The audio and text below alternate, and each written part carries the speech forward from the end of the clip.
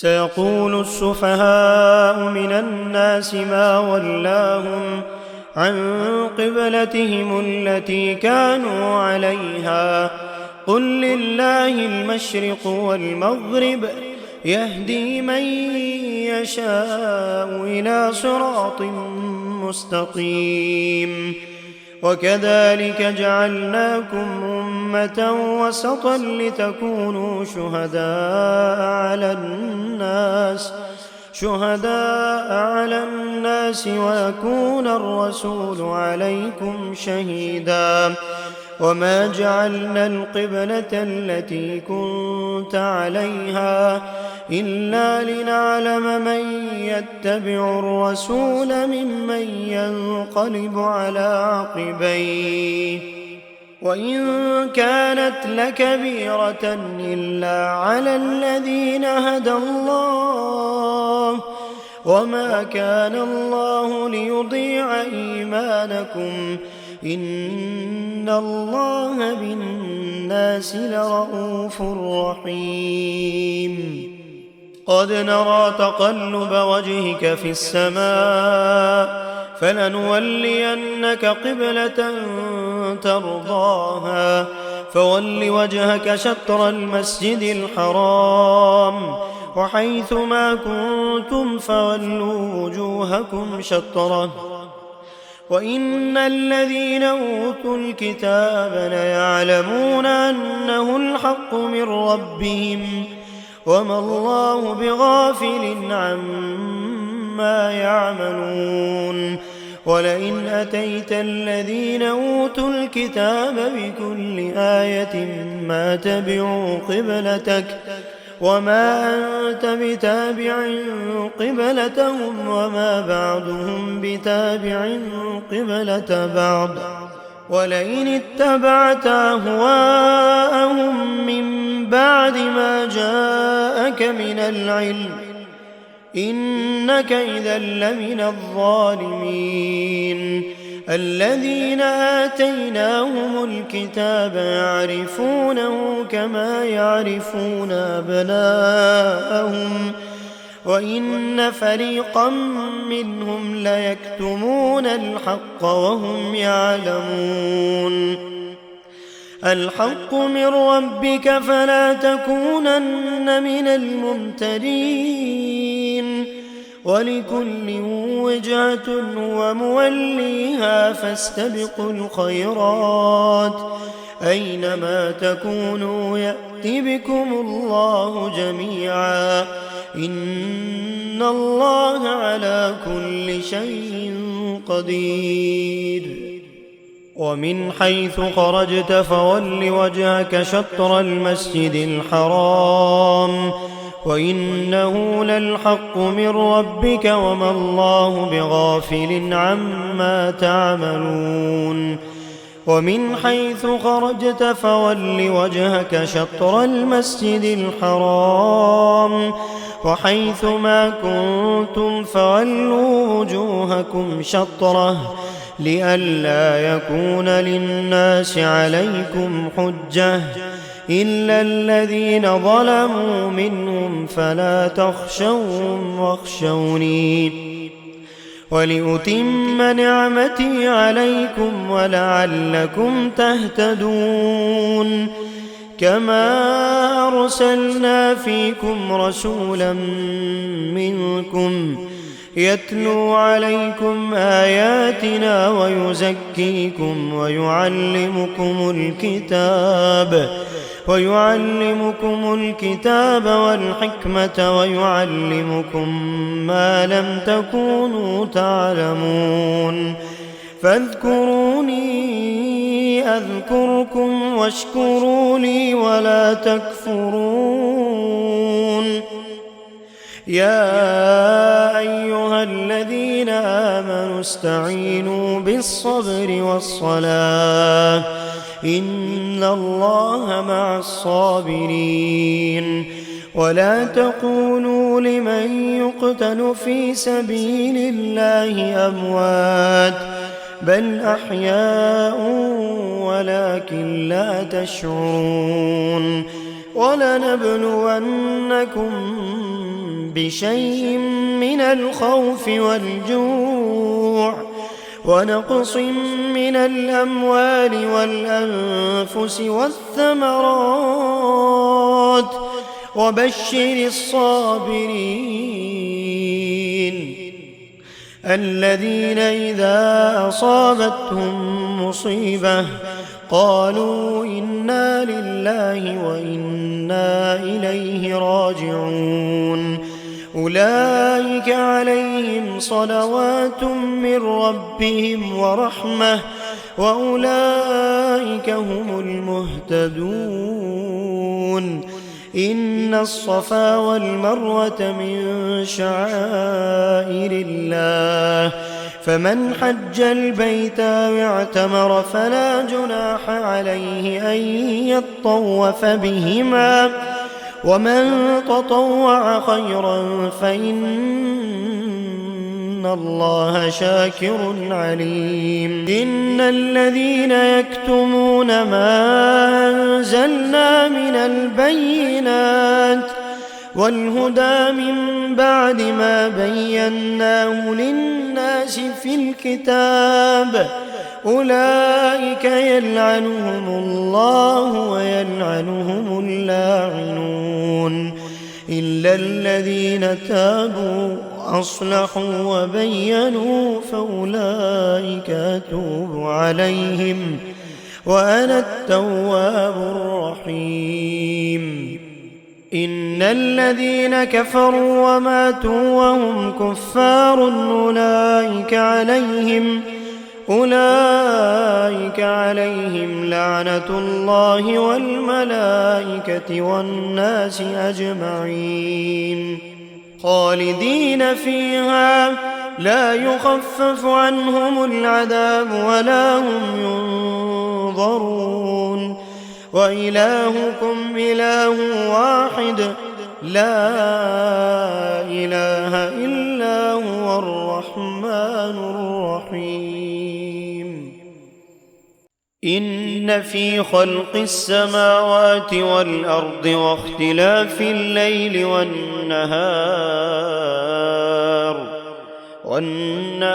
والفلك التي تجري في البحر بما ينفع الناس وما أنزل الله من السماء من ماء فأحيا به الأرض بعد موتها وبث فيها من كل دابة وتصريف الرياح والسحاب المسخر بين السماء والأرض لآيات لقوم يعقلون ومن الناس من يتخذ من دون الله أندادا يحبونهم كحب الله والذين آمنوا أشد حبا لله ولو يرى الذين ظلموا إذ يرون العذاب أن القوة لله جميعا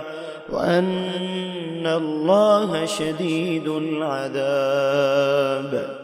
إذ تبرأ الذين اتبعوا من الذين اتبعوا ورأوا العذاب وتقطعت بهم الأسباب وقال الذين اتبعوا لو أن لنا كرة فنتبرأ منهم كما تبرأوا منا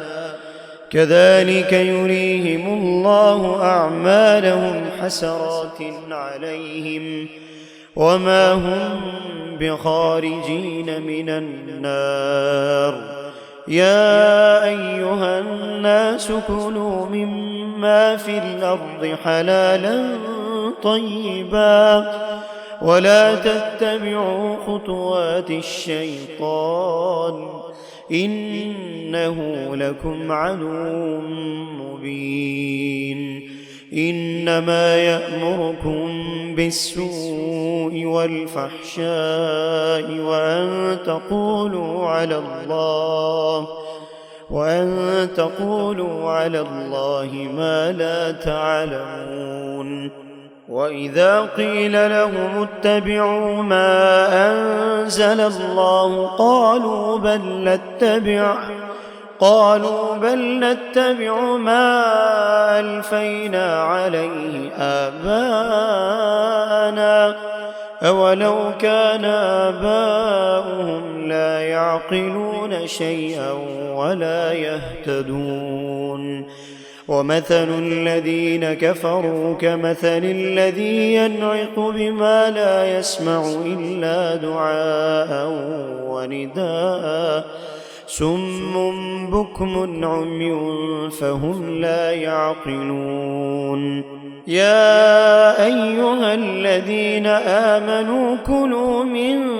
طيبات ما رزقناكم واشكروا لله إن كنتم إياه تعبدون.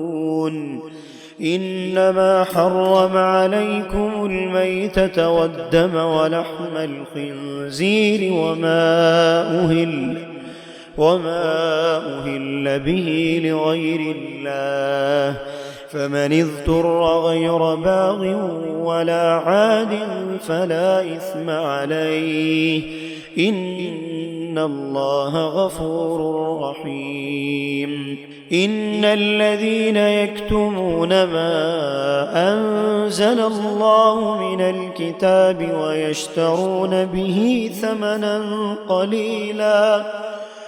أولئك ما يأكلون في بطونهم إلا النار ولا يكلمهم الله يوم القيامة ولا يزكيهم ولهم عذاب أليم. أولئك الذين اشتروا الضلالة بالهدى والعذاب بالمغفرة فما أصبرهم على النار. ذلك بأن الله نزل الكتاب بالحق وإن الذين اختلفوا في الكتاب لفي شقاق بعيد. ليس البر أن تولوا وجوهكم قبل المشرق والمغرب ولكن البر من آمن بالله واليوم الآخر والملائكة والكتاب والنبيين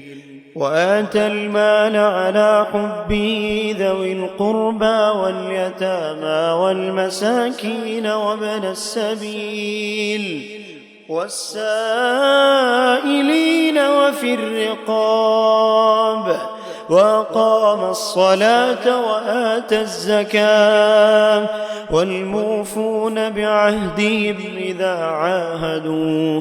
والصابرين في البأساء والضراء وحين البأس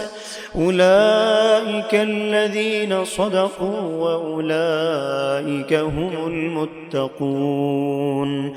يا أيها الذين آمنوا كتب عليكم القصاص في القتلى الحر بالحر والعبد بالعبد والأنثى بالأنثى فمن عفي له من أخيه شيء فاتباع بالمعروف وأداء إليه بإحسان ذلك تخفيف من ربكم ورحمة فمن اعتدى بعد ذلك فله عذاب أليم. ولكم في القصاص حياة يا أولي الألباب لعلكم تتقون. كتب عليكم إذا حضر أحدكم الموت إن ترك خيرا الوصية للوالدين والأقربين بالمعروف حقا على المتقين. فمن بدله بعدما سمعه فإنما إثمه على الذين يبدلونه إن الله سميع عليم فمن خاف من موص جنفا أو إثما فأصلح بينهم فلا إثم عليه إن الله غفور رحيم يا أيها الذين آمنوا كتب عليكم الصيام كما كتب على الذين من قبلكم لعلكم تتقون أياما معدودات فمن كان منكم مريضا أو على سفر فعدة من أيام أخر وعلى الذين يطيقونه فدية طعام مسكين فمن تطوع خيرا فهو خير له وأن تصوموا خير لكم إن كنتم تعلمون شهر رمضان الذي أنزل فيه القرآن هدى للناس وبينات من الهدى والفرقان فمن شهد منكم الشهر فليصم ومن كان مريضا أو على سفر فعدة من أيام أخر يريد الله بكم اليسر ولا يريد بكم العسر ولتكملوا العدة ولتكبروا الله على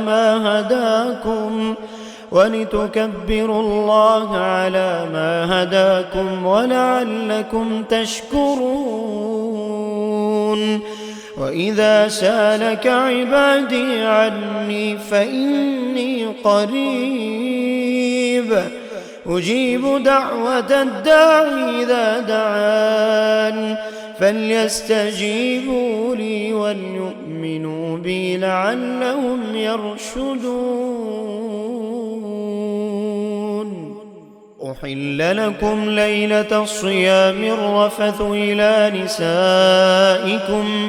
هن لباس لكم وأنتم لباس لهن علم الله أنكم كنتم تختانون أنفسكم فتاب عليكم وعفى عنكم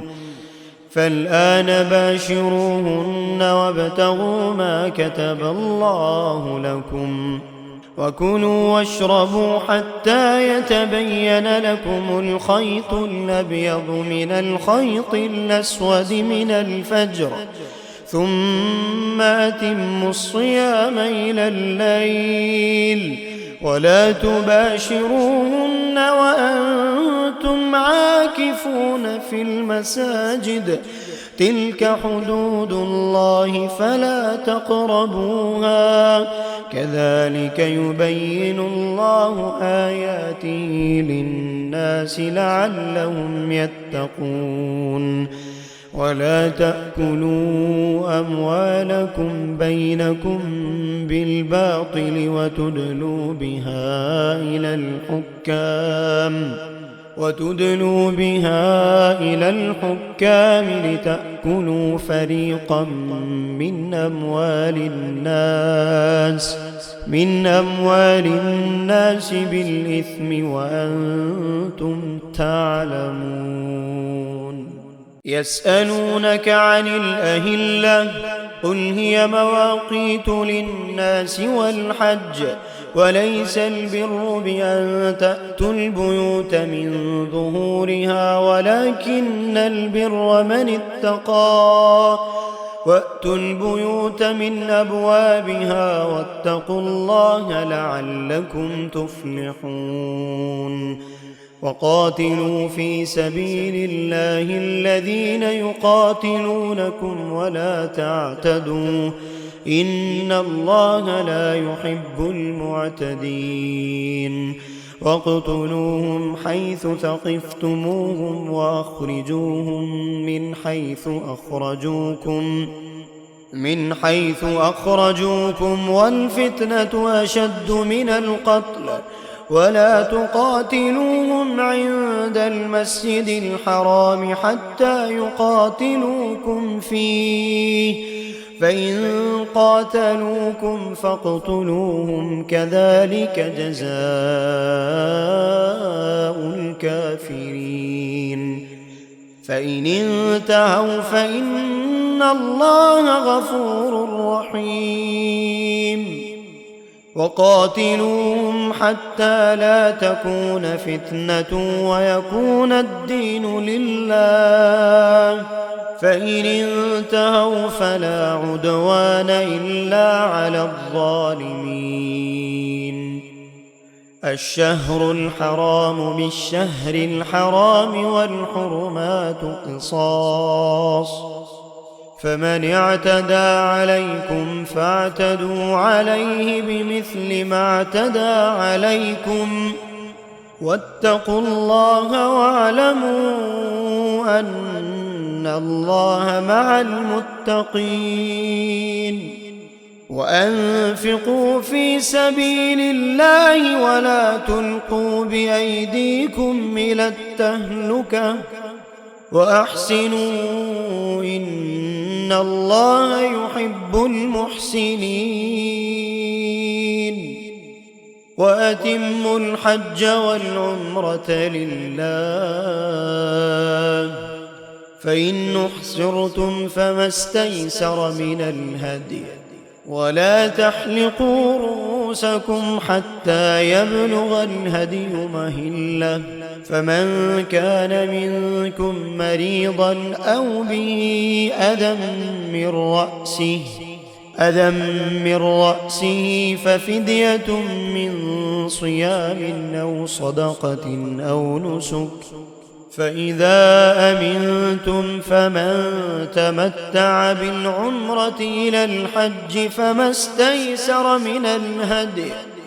فمن لم يجد فصيام 3 أيام في الحج و7 إذا رجعتم تلك 10 كاملة ذلك لمن لم يكن أهله حاضر المسجد الحرام واتقوا الله واعلموا أن الله شديد العقاب الحج أشهر معلومات فمن فرض فيهن الحج فلا رفث ولا فسوق ولا جدال في الحج وما تفعلوا من خير يعلمه الله وتزودوا فإن خير الزاد التقوى واتقون يا أولي الألباب ليس عليكم جناح أن تبتغوا فضلا من ربكم فإذا أفضتم من عرفات فاذكروا الله عند المشعر الحرام واذكروه كما هداكم وإن كنتم من قبله لمن الضالين ثم أفيضوا من حيث أفاض الناس واستغفروا الله إن الله غفور رحيم فإذا قضيتم مناسككم فاذكروا الله كذكركم آباءكم أو أشد ذكرا فمن الناس من يقول ربنا آتنا في الدنيا وما له في الآخرة من خلاق ومنهم من يقول ربنا آتنا في في الدنيا حسنة وفي الآخرة حسنة وقنا عذاب النار. أولئك لهم نصيب مما كسبوا والله سريع الحساب. واذكروا الله في أيام معدودات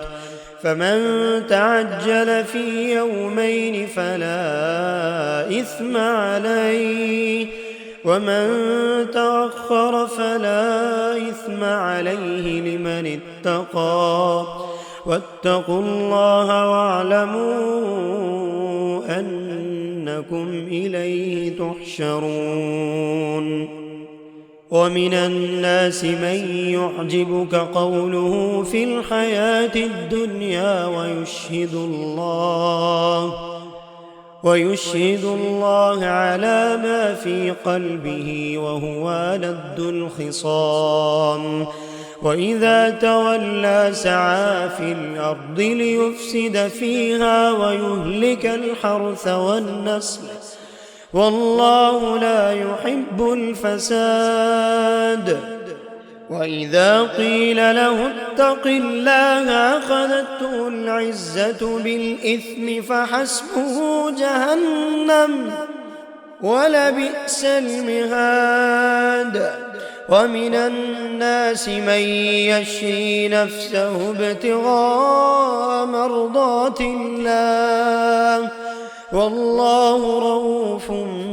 بالعباد. يا أيها الذين آمنوا ادخلوا في السلم كافة ولا تتبعوا خطوات الشيطان إنه لكم عدو مبين. فإن زللتم من بعد ما جاءتكم البينات فاعلموا أن الله عزيز حكيم. هل ينظرون إلا أن يأتيهم الله في ظلل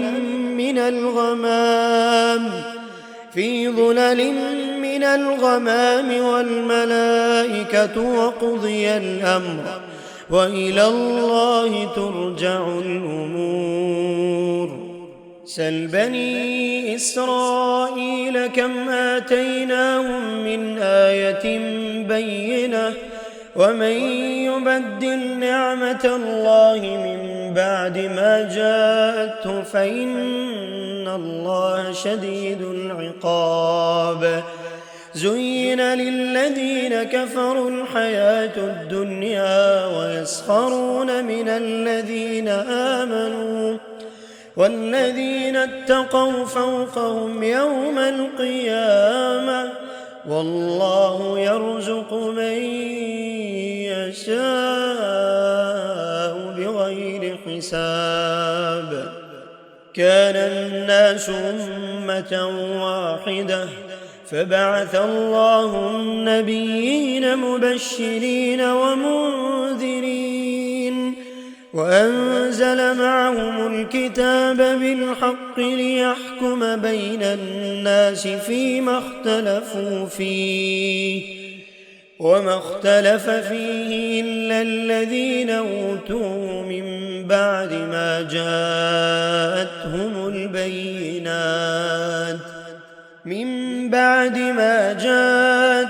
البينات بغيا بينهم فهدى الله الذين آمنوا لما اختلفوا فيه من الحق بإذنه والله يهدي من يشاء إلى صراط مستقيم. أم حسبتم أن تدخلوا الجنة ولما يأتكم مثل الذين خلوا من قبلكم مستهم البأساء والضراء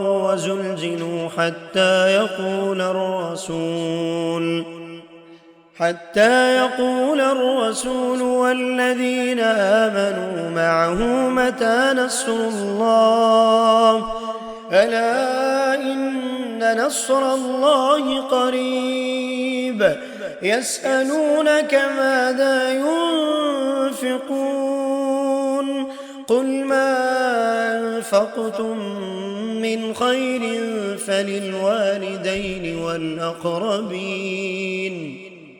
فللوالدين والأقربين واليتامى والمساكين وابن السبيل وما تفعلوا من خير فإن الله به عليم كتب عليكم القتال وهو كره لكم وعسى أن تكرهوا شيئا وهو خير لكم وعسى أن تحبوا شيئا وهو شر لكم والله يعلم وأنتم لا تعلمون يسألونك عن الشهر الحرام قتال فيه قل قتال فيه كبير وصد عن سبيل الله وكفر به والمسجد الحرام وإخراج أهله منه أكبر عند الله والفتنة أكبر من القتل ولا يزالون يقاتلونكم حتى يردوكم عن دينكم إن استطاعوا ومن يرتد منكم عن دينه فيمت وهو كافر فأولئك حبطت أعمالهم في الدنيا والآخرة وأولئك أصحاب النار هم فيها خالدون إن الذين آمنوا والذين هاجروا وجاهدوا في سبيل الله أولئك يرجون رحمة الله والله غفور رحيم يسألونك عن الخمر والميسر قل فيهما إثم كبير ومنافع للناس وإثمهما أكبر من نفعهما ويسألونك ماذا ينفقون قل العفو كذلك يبين الله لكم الآيات لعلكم تتفكرون في الدنيا والآخرة ويسألونك عن اليتامى قل إصلاح لهم خير وإن تخالطوهم فإخوانكم والله يعلم المفسد من المصلح ولو شاء الله لأعنتكم إن الله عزيز حكيم ولا تنكحوا المشركات حتى يؤمن ولامة مؤمنة خير من مشركة ولو أعجبتكم ولا تنكحوا المشركين حتى يؤمنوا ولعبد مؤمن خير من مشرك ولو أعجبكم أولئك يدعون إلى النار والله يدعو إلى الجنة والمغفرة بإذنه ويبين آياته للناس لعلهم يتذكرون ويسألونك عن المحيض قل هو أذى فاعتزلوا النساء في المحيض ولا تقربوهن حتى يطهرن فإذا تطهرن فأتوهن من حيث أمركم الله إن الله يحب التوابين ويحب المتطهرين نساؤكم حرث لكم فأتوا حرثكم أنى شئتم وقدموا لأنفسكم واتقوا الله واعلموا أنكم ملاقوه وبشر المؤمنين. ولا تجعلوا الله عرضة لأيمانكم أن تبروا وتتقوا وتصلحوا بين الناس والله سميع عليم. لا يؤاخذكم الله باللغو في أيمانكم ولكن يؤاخذكم بما كسبت قلوبكم والله غفور حليم. للذين يؤلون من نسائهم تربص 4 أشهر فإن فاءوا فإن الله غفور رحيم. وإن عزموا الطلاق فإن الله سميع عليم. والمطلقات يتربصن بأنفسهن 3 قروء ولا يحل لهن أن يكتمن ما خلق الله في أرحامهن إن كن يؤمن بالله واليوم الآخر وبعولتهن أحق بردهن في ذلك إن أرادوا إصلاحا ولهن مثل الذي عليهن بالمعروف وللرجال عليهن درجة والله عزيز حكيم. الطلاق 2 فإمساك بمعروف أو تصريح بإحسان. ولا يحل لكم أن تأخذوا مما آتيتموهن شيئا إلا أن يخافا ألا يقيما حدود الله. فإن خفتم ألا يقيما حدود الله فلا جناح عليهما فيما افتدت به. تلك حدود الله فلا تعتدوها ومن يتعد حدود الله فأولئك هم الظالمون. فإن طلقها فلا تحل له من بعد حتى تنكح زوجا غيره. فإن طلقها فلا جناح عليهما أن يتراجعا إن ظنا أن يقيما حدود الله. وتلك حدود الله يبينها لقوم يعلمون. وإذا طلقتم النساء فبلغن أجلهن فأمسكوهن بمعروف أو سرحوهن بمعروف ولا تمسكوهن ضرارا لتعتدوا ومن يفعل ذلك فقد ظلم نفسه. ولا تتخذوا آيات الله هزوا واذكروا نعمة الله عليكم وما أنزل عليكم من الكتاب والحكمة يعظكم به واتقوا الله واعلموا أن الله بكل شيء عليم. وإذا طلقتم النساء فبلغن أجلهن فلا تعضلوهن أن ينكحن أزواجهن إذا تراضوا بينهم بالمعروف ذلك يوعظ به من كان منكم يؤمن بالله واليوم الآخر ذلكم أزكى لكم وأطهر والله يعلم وأنتم لا تعلمون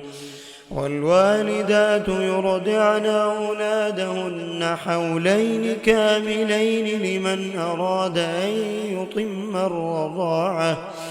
وعلى المولود له رزقهن وكسوتهن بالمعروف لا تكلف نفس إلا وسعها لا تضار والدة بولدها ولا مولود له بولده وعلى الوارث مثل ذلك فإن أرادا فصالا عن تراض منهما وتشاور فلا جناح عليهما وإن أردتم أن تسترضعوا أولادكم فلا جناح عليكم إذا سلمتم ما آتيتم بالمعروف واتقوا الله واعلموا أن الله بما تعملون بصير والذين يتوفون منكم ويذرون أزواجا